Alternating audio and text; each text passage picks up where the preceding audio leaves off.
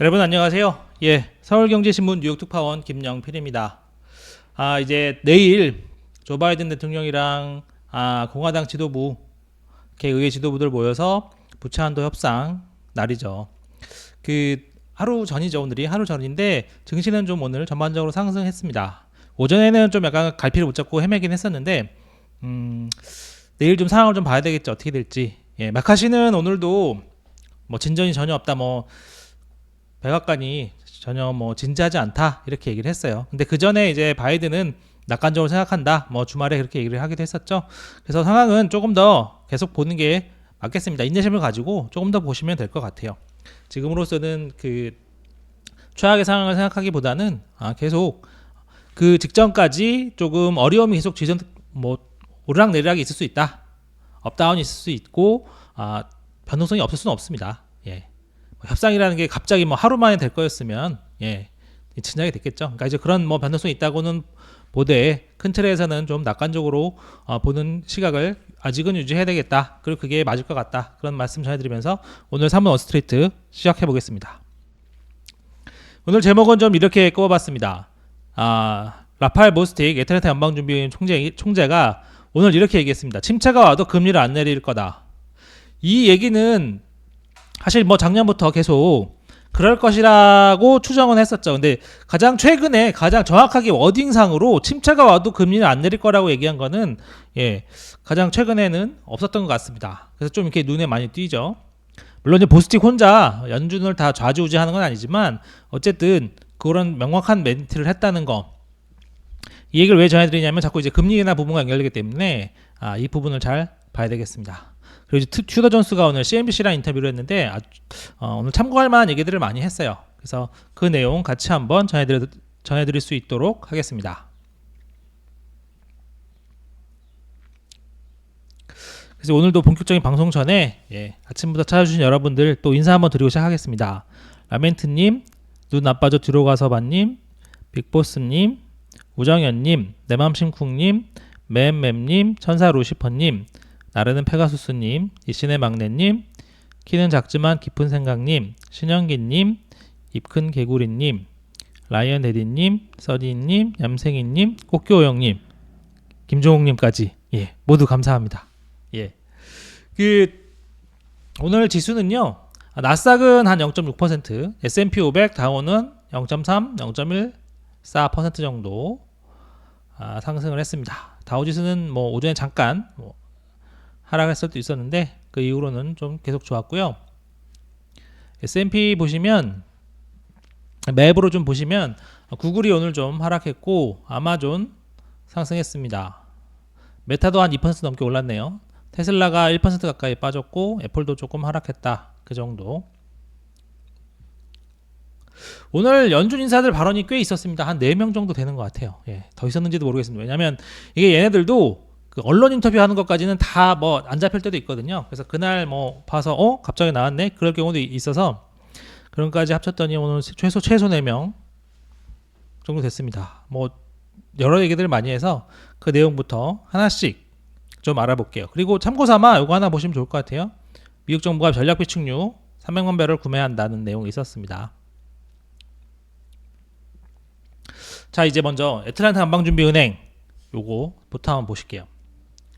이게 이제 애틀랜타 연방준비은행 홈페이지인데 컨퍼런스, 그러니까 애틀랜타 연방준비은행이 개최하는 컨퍼런스가 있었습니다.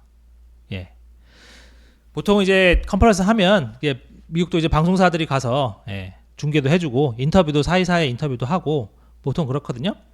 보통 이제 컨퍼런스 사이에 이제 자기네 부스 차려놓고 오는 사람들 돌아가면서 인터뷰하고 그렇게 합니다.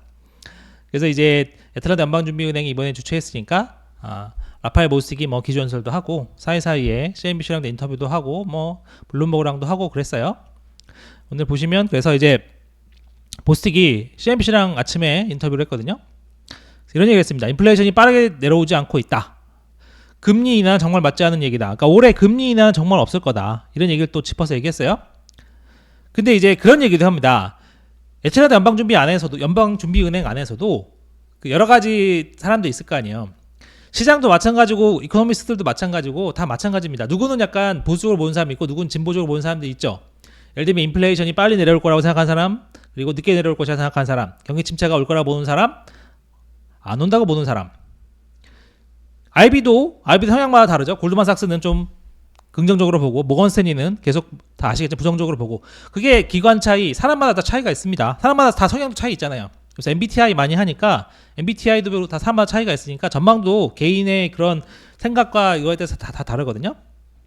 어쨌든 애틀랜타 연방준비은행 안에서도 자기 얘기를 들어보면 어떤 직원들은 경기가 빨리 하강할 거라고 생각하고 어떤 직원들은 뭐 괜찮을 거라고 얘기를 하는데 애틀랜타 연방준비은행 내에서 가장 빠르게 하강한다고 보는 사람도 시장 전망보다는 빠르지 않다. 경제가 그렇게 갑자기 무너지지 않는다. 그래서 올해 금리는 없는 거다. 이렇게 얘기를 했어요. 그러니까 제가 여러 번 계속 말씀드리지만 침체가 없다고 보는 사람들은 금리는 당연히 없다고 생각하는 거예요. 오히려 금리를 더 올릴 수 있다. 이렇게도 볼 수 있는 거죠. 그러니까 이제 CNBC 이제 스티브 리스먼 이제 기자가 다시 한번 물어봤습니다. 그러면 이제 금리 인상은 뭐 어떻게 되는 건가요? 뭐 가능한가요? 이렇게 얘기했더니 다음번에 뭐 인상과 인하 어디 쪽이 좀 바이어스 돼 있냐, 좀 쏠려 있느냐, 뭐 그런 걸 물어보는 것 같은데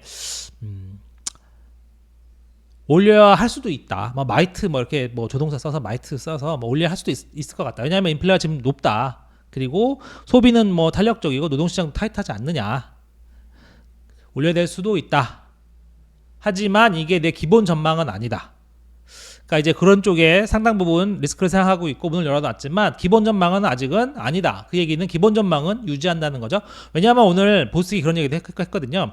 자기는 한동안 최종금리 터미널 레이트를 5%에서 5.25로 봤었다. 그러니까 지금도 뭐 그거를 유지하고는 있다고 얘기를 했어요. 그러니까 어쨌든 그 최종금리 기대치가 지금 와 있는 거잖아요. 그러니까 이제 보스틱 입장에서는 인플레이션 리스크가 있어서 올려야 될 수도 있을 것 같긴 한데 아직은 뭐 좀만 더 두고 보자. 어쨌든 인상 리스크가 적은 건 아니다. 하지만 지금은 유지 쪽에 좀 더 포커스를 두고 있다. 그렇게 해석을 할 수 있겠습니다. 그래서 그 말을 오늘 종합해 보면 좀 여러 가지 좀 섞여 있어서 최종금리에 다 왔고 도달했죠. 이미 도달했고 인플레이션이 아직 높아 걱정스럽다. 최종금리에 왔지만 인플레이션이 아직 높아서 걱정스럽다. 추가 인상을 완전히 배제할 수는 없지만 아직까지 현 수준이 좀 적절하다. 그 정도로 생각하면 되는데 중요한 거는 이제 보스틱이 경기 침체가 와도 금리 인하 안 할 거야? 그러니까 이제 경기 침체 오면 금리 인하 하지 않겠니? 뭐 이렇게 질문에다가 이런 질문에 이렇게 답을 했어요. probably not. 아마도 그렇게 하지 않을 거야. 인플레이션이 너무 높기 때문에 경기 침체가 와도 많은 사람들이 생각하는 것처럼 금리를 내리지는 않을 거라고 얘기한 거죠. 제가 모두에 말씀드렸지만 가장 최근에 가장 명확하게 침체가 와도 금리 안 내린다라고 답변한 여는 인사가 아닌가 그런 생각이 듭니다. 침체가 와도 금리를 안 내리면 어떤 일이 벌어지냐면요. 결과적으로는 침체가 안 돼도 금리를 안 내리고 유지한다. 그러면 침체의 골이 더 깊어지겠죠. 왜냐하면 더 긴축적으로 운영이 되니까요. 물론 이 과정에서 인플레이션 걱정이 크기 때문인데 어쨌든 이렇게 하면 침체의 폭은 더 커질 수 있다. 그런 부분입니다. 그래서 이제 이거는 뭐 CNBC 인터뷰 화면인데 보스틱이 그랬다는 거죠. 우리는 2024년까지 금리 절대 내릴 생각 안 내릴 거야. 그렇게 얘기한 부분이죠. 그래서 이제 이 금리 인하 부분에 있어서 조금 이 정도로까지 얘기를 하면 침체가 와도 안 내린다라고 이제 직접 물론 이제 보스틱이 전 원을 대변하지는 않지만 그런 얘기가 나올 정도면 금리 인하가 굉장히 어렵다. 이 부분은 감적으로 알고 계셔야 될 것 같아요. 왜냐하면 파월이 예를 들면 금리 인하를 원한다고 해도 특정 한두 명이 이렇게까지 나오면 그걸 좀 중간에서 타협을 해야 될 거 아니에요? 타협을 해야 되겠죠. 보스틱이 침체가 와도 나는 안 내릴 거야 이렇게 얘기를 하는데 파월이 야 금리 내리자 이렇게 하기가 쉽진 않잖아요. 그렇게 해서 좀 하려면 침체가 안 오더라도 뭐 조금 뭐 중간 정도에서 파월도 해야 되는 거 아니겠습니까? 그러면 침체가 없다면 최소한 금리는 안 내리는 게 맞겠죠. 침체가 없다면 침체가 와도 안 내린다는 사람한테 그걸 좀 설득하려면 그러니까 이 금리 인하가 어렵다, 굉장히 어렵다. 이 부분은 조금 느낌상으로 알고 계시면 좋을 것 같아요. 보스틱이 여러 명 중에 저 한 명 정도에 불과하지만 이 사람이 침착어도 안 내리겠다고 얘기할 정도면 정말로 쉬운 일은 아니다. 그렇게 생각하시면 되겠습니다. 그리고 이제 보스틱도 오늘 인플레 기대 이런 얘기도 조금 했었어요. 예, 고인플레에 익숙해질 수 있다는 점 동의한다. 그래서 인플레 기대 얘기 좀 했었고, 4월 CPI 항목 중에 상승률이 5% 이상이 절반 이하더라. 그래서 좀 기분이 좋다, 뭐 그런 얘기도 했었어요. 뭐 계산에 따라 뭐 다르기도 한데 어쨌든 그런 부분 얘기도 했었고, 이런 얘기 또 했었습니다. 은행 대출 감소가 경제를 계속 둔화시키겠지만 큰 하락은 아닐 것 같다. 이건 그리고 장기간에 걸쳐서 점진적인 효과를 낼 것 같다. 계속 말씀드리지만 어쨌든 보스틱은 금리 유지하거나 아니면 잘하면 인상할 수도 있다고 생각하죠. 침체 가능성 좀 적다고 봅니다. 그 얘기는 결국 이렇게 보는 사람들은 계속 말씀드렸지만 은행 대출 축소에 따른 신용 감소 요 부분을 좀 적게 보는 거예요. 예. 그건 또 적게 보고 경기는 계속 무너지지는 않을 정도로 계속 간다. 노동시장도 강하기 때문에 그렇게 생각한다는 거. 근데 이제 오늘 그 행사에서 존 테일러는 이렇게 얘기했습니다. 연준이 2% 인플레이션 타깃에 상응하는 정책을 하지 않는 한 우리는 새로운 고물가 시대에 진입할 수 있다. 그러니까 말은 좀 돌려서 편하게 했는데 쉽게 얘기하면 추가로 긴축하지 않으면 니네 이거 큰일 날 거야 이렇게 얘기한 거랑 같습니다. 근데 뭐 평소에도 뭐 비슷한 뉘앙스의 말들은 해왔기 때문에 그거에서 크게 벗어나지는 않는다 생각하시면 될 것 같고요. 준칙에 뭐 이렇게 통화 준칙 뭐 이런 게 막 여러 가지 있거든요. 존 테일러도 뭐 예를 들면은 기준금리가 얼마여야 되느냐 그런 거 이제 기준으로 만든 건데 준칙에 기반해 통화 정책을 펴야 할 이유들이 더 많아졌다. 이 얘기는 정치적으로 판단하지 말고 요거에 숫자 넣으면 다 나오거든요. 숫자에 따라서 해라 그런 얘기겠습니다. 근데 어제 카시카리는 오늘 또 세게 얘기했습니다. 뭐 해야 할 일이 더 많이 있을 것 같다. 그래서 이제 CME 페드워치 보시면 6월에 인상 확률이 조금 더 올라갔어요. 예. 어제는 15%였는데 한 24%로 조금 더 올라갔죠. 토마스 바킨 리치몬드 연방준비은행 총재도 인플레이션이 안정적으로 내려가고 있다는 확신을 아직 못하겠다 그런 얘기를 했습니다. 근데 이제 굴스비 같은 경우에는 좀 대척점이 좀 서 있죠. 여러 가지 얘기를 좀 이렇게 오늘 굴스비가요 좀 이렇게 교수도 하고 그래서 그런지 전에 이제 백악관에도 좀 있긴 했었습니다만 말하는 게 좀 굉장히 좀 정무적이고 여기 막 이렇게 잘 빠져나가면서 얘기하는데 보스틱 같은 경우에는 직관적으로 잘 이해가 돼요 무슨 말인지. 근데 굴스비는 막 이렇게 돌려서 얘기하기 때문에 좀 쉽지 않은데 얘기를 좀 더 보면 앞으로 그동안 금리 인상 여파가 앞으로 많이 더 찾아올 수 있다. 그리고 기축적인 신용시장 상황도 더 심해질 수 있다. 그런 얘기하면서 은행 스트레스 영향이 작지 않다. 나스몰이라고 얘기했어요. 아까 보스틱이랑은 좀 비슷하면서 다르죠. 보스틱은 크지 않을 거야. 영향이 크지 않을 거고 장기간에 거쳐서 조금씩 나타날 거라고 생각했는데 이 굴스비는 그렇게 생각하지 않습니다. 스트레스 영향이 작지 않다. 그걸 좀 지켜봐야 된다. 그러면서 무슨 말이냐면요. 자기가 5월에 금리 인상 찬성했는데 겨우 했다. 그러니까 이제 할까 뭐 할까 말까 그 수준에서 막판에 겨우 찬성했다 이런 얘기를 했었어요. 그래서 클로즈 딜이라고 얘기 표현도 했었는데 그 얘기는 안 할 수도 있었다는 거잖아요. 거의 뭐 예를 들면은 그 직전에서 그래 찬성하자. 그 찬성했다는 거죠. 그러니까 6월에는 중단할 수 있는 가능성이 조금 더 자기는 높게 본다는 뜻이겠습니다. 그래서 굴스비가 이런 얘기도 해줬어요. 그런 질문이 있었거든요. 지금 연준에서 가장 논쟁하는 게 뭐니? 의견이 다른 게 뭐야? 이런 질문이 나왔었는데 지금 경기 사이클이 어디 와 있는지 그거에 대해서 굉장히 많은 논쟁들이 있다. 이 얘기는 결국 침체가 올 거냐 안 올 거냐. 미국 경기가 그걸 버틸 수 있느냐 아니냐. 버틸 수 있으면 금리 인상을 더 할 수도 있다는 얘기고 아니면 유지하거나 인하해야 된다는 얘기겠죠. 이 사이클이 어디냐 이걸 가지고 계속 엄청나게 논쟁을 하고 있다고 설명을 해줬어요. 그 얘기 연준에서 지금 논쟁이 엄청 많다는 거죠. 그런 부분들을 좀 봐야 되겠습니다. 어쨌든 그거를 이제 서로의 그런 이제 주장을 논거를 강화시켜주는 건 데이터겠죠. 데이터가 더 나오면 동결론자의 주장이 더 강해질 수도 있고 아니면 인상론조에 더 주장이 강해질 수도 있고 그런 부분인데 어쨌든 연준 내에서 지금 치열하게 싸우고 있다. 그런 내용이죠. 약간 재밌는 게 폴 튜더 존스는 유명한 사람이니까 이 사람이 이제 CNBC에서 또 바로 인터뷰를 했거든요. 그 앞에 이제 굴스비가 했었고 튜더 존스가 했어요. 네, 대충 방송을 보고 있었던 것 같아요. 그래서 이제 굴스비 얘기한 거 좀 어떻게 봤냐 얘기했더니 금리 인상 끝났다. 굴스비가 아직 처음 와서 초짜라 말을 제대로 못한 것 같은데 굴스비 얘기 들어보면 동결한다고 얘기하고 싶어 하는 것 같다. 그게 굴스비 생각이다. 이렇게 친절하게 해석을 해줬습니다. 예, 물론 저도 이제 제가 봤을 때도 굴스비도 좀 약간 굴스비가 말하는 걸 종합해서 보면 조금 동결 쪽에 물론 이제 그도 인플레이션 리스크를 높게 보긴 하는데 동결 쪽에 좀 더 쏠려 있는 사람이죠. 근데 이제 폴 튜더 존스가 그를 좀 직접적으로 해석을 해줬어요. 그래서 이제 뭐 지금까지 어닝콜 업체들 보면 인플레이션 억압이 좀 줄어들었다 그런 내용들이 있고 보시면 그래서 이렇게 얘기를 한 겁니다. 폴 튜더 존스가 연준이 금리 인상이 끝났다. 그래서 이제 뭐 주식시장은 더 오를 수 있을 것 같다.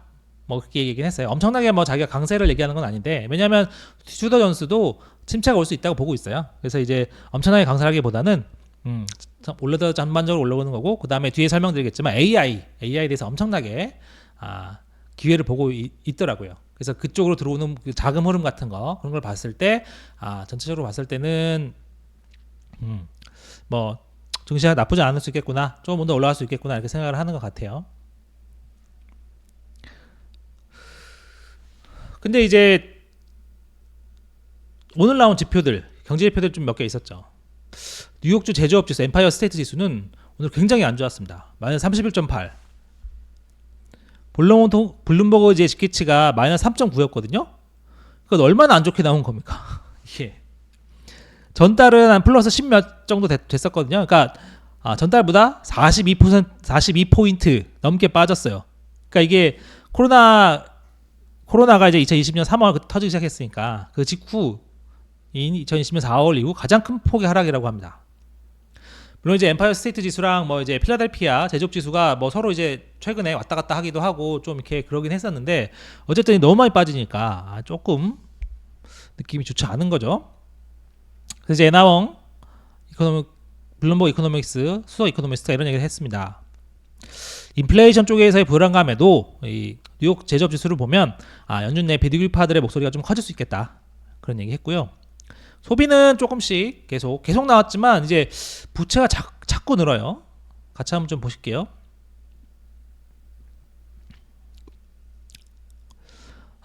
미국 1분기 가계부채인데 17조 달러를 넘어섰습니다. 처음 넘어섰다고 해요. 중요한 게 이제 보통 이제 카드빚이 연초에는 좀 이렇게 안 늘어난다고 해요. 크게 안 늘어나고 왜냐하면 이제 그 연말에 미국도 비슷해서 연말에 흥청망청 좀 많이 쓰고 그렇게 했다가 그 연초에는 이걸 좀 많이 줄여나간다고 합니다. 뭐 이제 한국처럼 이렇게 연말정산에서 뭐 세금 환급 받는 것도 있고 하니까 좀 줄여나가는데 또 사실 해가 바뀌면 돈을 좀 적당히 써야 되잖아요. 근데 이제 그런 부분이 이번에는 없었다. 그래서 좀 걱정들을 좀 하는 측면이 있습니다. 카드 빚이 상대적으로 계속 좀 늘어난다는 거니까 그런 좀 걱정들. 왜냐면 이거는 인플레이션 때문에 결국 소비가 좀 잠식되고 있고 수입으로는 다 그게 안 되니까 부채 즉 카드 같은 걸 통해서 늘어나고 있는 게 아닌가 그런 생각이 가능하기 때문에 그런 거거든요. 그리고 이제 보면 모기지가 많이 안 늘었다고 해요. 실제로도. 당연히 그러겠죠. 예, 지금 뭐 경기가 뭐 썩 좋지 않으니까. 그럼에도 어쨌든 부채가 좀 많이 늘었다. 그런 우려도 있었습니다. 연체율도 좀 늘어나고 있다. 같이 한번 더 보실게요. 이게 90일 이상 연체. 사실상 돈을 못 받는 거라고 생각하시면 됩니다. 90일 이상이면 3개월 이상이니까요. 그러니까 이제 크레딧 카드 같은 경우에는 3%에서 작년에 3%에서 올해 4.57%까지 올랐다. 오토론도 좀 미국의 경기를 보는 그런 주요 항목 중에 하나인데 1.6에서 2.3%까지 올랐다. 여전히 전체적으로는 절대 수준은 그렇게 높은 편은 아니라고 하지만 상승 흐름이 좋지는 않다 그런 얘기입니다. 주도 존스가 그 얘기 했었습니다. 예, 앞에서 말씀드렸지만 AI 오늘 얘기를 좀 많이 했어요. 예. 그러면서 이제 오늘 어쨌든 주식 시장은 계속 상승할 수 있다. 그 이유는 뭐 2006년에도 인상 중도나가 1년 정도 올랐다 그런 얘기 하기도 했었거든요. 하지만 3분기나 4분기 때 침체 빠질 수 있다. 그래서 엄청나게 강세인 건 아니다 그런 얘기 했다는 거.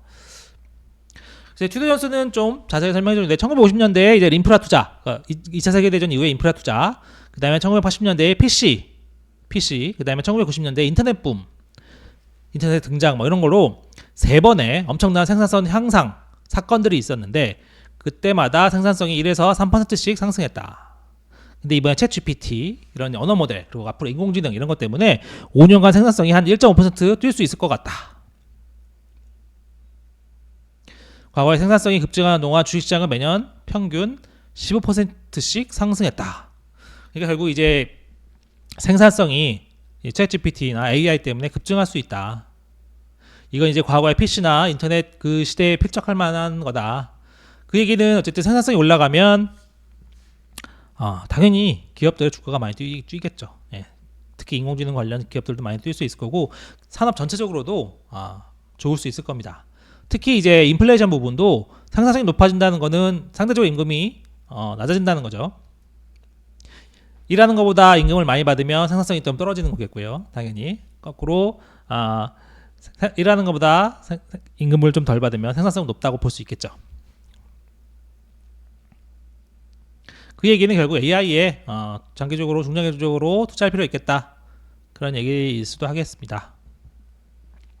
추가로 이제 뭐 어쨌든 숫자는 조금씩 달라지긴 하는데 어쨌든 애플이 러셀 2000보다 시가총액이 더 많다, 수용주보다 더 많다. 얘기는 좀 이제 애플 쪽으로 좀 위험 회피 투자. 애플은 어차피 침체가 오더라도 뭐 미국 제1의 주식이니까 괜찮지 않겠느냐 그런 생각 때문에 많이 몰린다는 얘기 좀 있었고요. 지역은행 주가 좀 많이 뛰었습니다. 이 마이클 버리가 지역은행 주식들을 좀 많이 샀다고요. 1분기 때.